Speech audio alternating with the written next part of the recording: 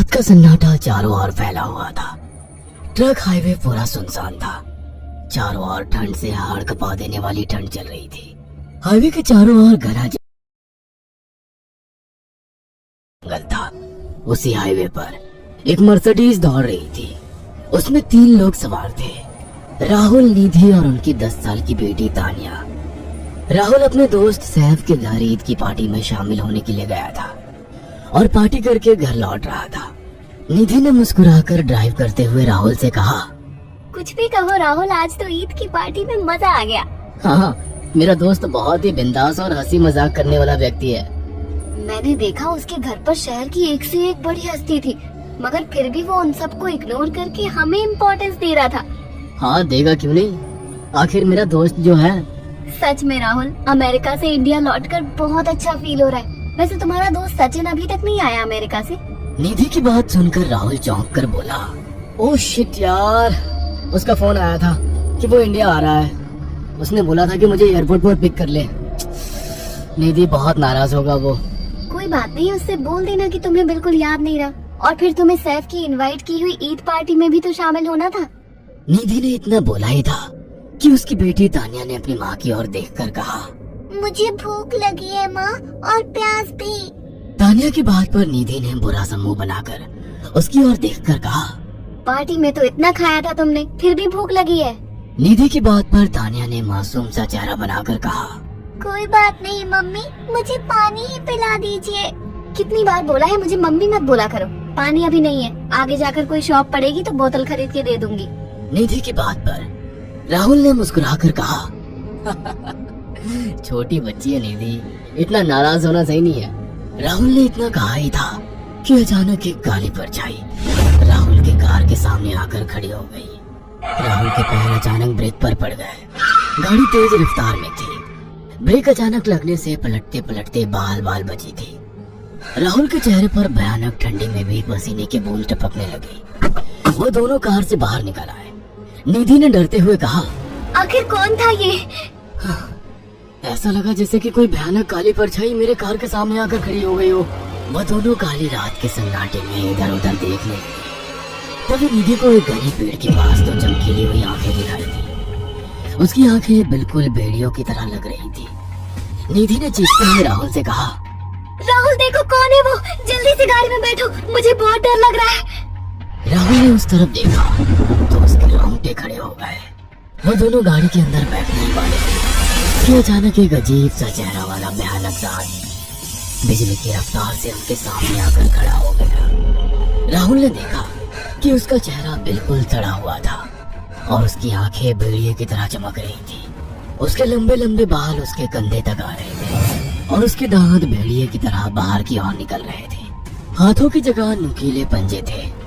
राहुल को देखकर अजीब से अंदाज में हंसने लगा, मगर जैसे ही राहुल की नजर उसके कपड़ों पर गई, राहुल की आंखें फटी की फटी रह गई। वो हकलाते हुए बोला, भाईजान, भाईजान, मुझे माफ कर दो, मुझे छोड़ दो।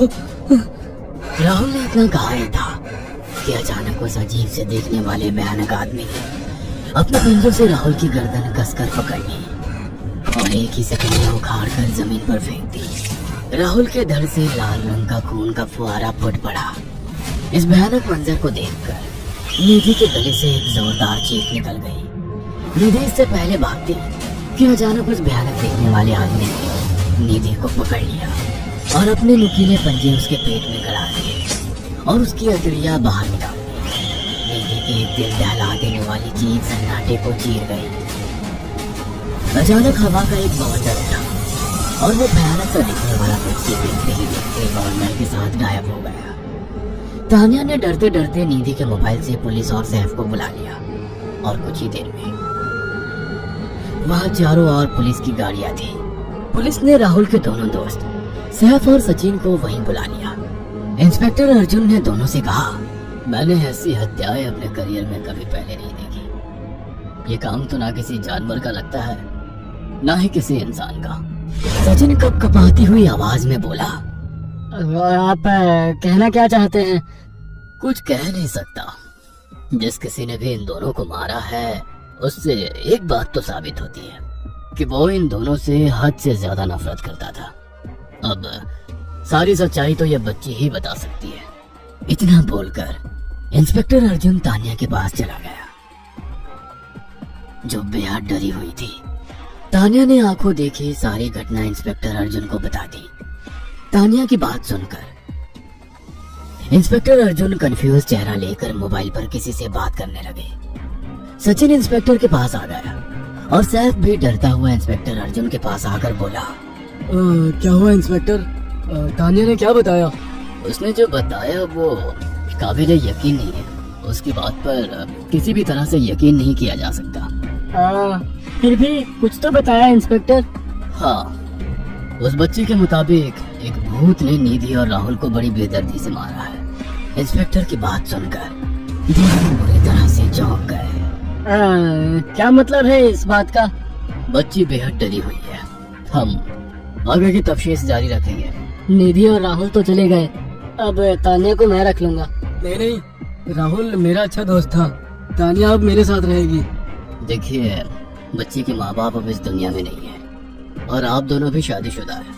मुझे नहीं लगता कि आप दोनों बच्ची की सही से देखभाल कर सकते हैं। मेरी कोई औलाद नहीं है।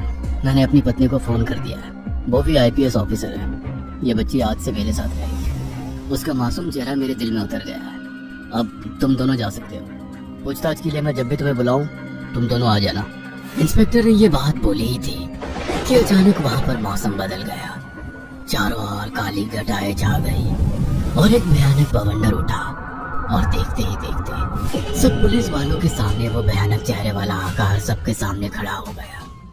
उसको देखकर सबके रोंगटे खड़े हो गए। देखते ही देखते उसने अपने भयानक पंजे सैफ की आंखों में डालकर उसकी आंखें निकाल ली। सैफ ने चीखते हुए वहीं दम तोड़ दिया। उस भयानक आदमी को देखकर सचिन उसके पैरों पर गिर गया। तुम तो भाईजान से कपड़े पहने हो। मैं समझ गया तुम भाईजान हो। मुझे माफ कर दो भाईजान, मुझे यहाँ से जाने दो। मैंने कुछ नहीं किया था। वो भयानक चेहरे वाला गुर्राते हुए बोला, बता इन सबको कि ये सब इतनी भयानक मौत क्यों मरे। सचिन दौड़ता हुआ इंस्पेक्टर अर्जुन के पास गया और बोला, मैं जानता हूँ इसने इन तीनों को क्यों मारा। इसका नाम भाईजान था। जब ये जिंदा था ये किसी का भाई किसी की जान था। बहुत साल पहले ये हम सबका बहुत अच्छा गहरा दोस्त और बिजनेस पार्टनर था। ये सबकी बहुत मदद किया करता था। इसकी प्यारी सी बेटी थी तानिया, जो इस वक्त कार के अंदर बैठी हुई है। ये इसी की बेटी है। भाईजान अपने सारे पैसों से एक बहुत बड़ा हॉस्पिटल खोलना चाहता था, जिससे गरीबों का मुफ्त इलाज किया जा सके, मगर हम तीनों इसके लिए तैयार नहीं थे। हमारी नीयत उसकी दौलत पर खराब थी और एक दिन हम सब धोखे से ईद के दिन भाईजान को यहाँ ले आए और इसे मारकर फेंक दिया। तो फिर तुम सबने इसकी बेटी को क्यों जिंदा छोड़ दिया? हमें बाद में पता लगा कि भाईजान ने सारी जायदाद अपनी बेटी के नाम कर दी है, इसीलिए हमने भाईजान की पत्नी को भी मार दिया। और तानिया का तुम 18 साल की उम्र पूरी करने का इंतजार कर रहे थे ताकि सारी जायदाद अपने नाम करा सको और बाद में उसे भी ठिकाने लगा सको। इसी के लिए तुम दोनों इस मासूम बच्ची को अपने साथ रखने की जिद कर रहे थे। जी, आपने बिल्कुल सही कहा। हम तानिया को भी इसी जगह लाकर मार देते। सचिन की बात सुनकर इंस्पेक्टर अर्जुन की आंखों में खून उतर आया। इंस्पेक्टर अर्जुन के कुछ कहने से पहले ही भाईजान बिजली की रफ्तार से इंस्पेक्टर अर्जुन की आंखों के सामने से सचिन को पकड़कर ले गया और उसके शरीर के टुकड़े टुकड़े कर दिए और हवा में उठे एक तेज बवंडर के साथ गायब हो गया। सारी घटना इंस्पेक्टर अर्जुन की आंखों के सामने हुई थी। तानिया को इंस्पेक्टर अर्जुन और उसकी पत्नी ने अपनी बेटी की तरह पाला। अगर आपको हमारी ये कहानी पसंद आई हो तो इसे लाइक और शेयर करना ना भूलें। साथ ही ऐसी और नई कहानियों के अपडेट्स पाने के लिए हमारे चैनल अक्षु टीवी को जरूर सब्सक्राइब करें।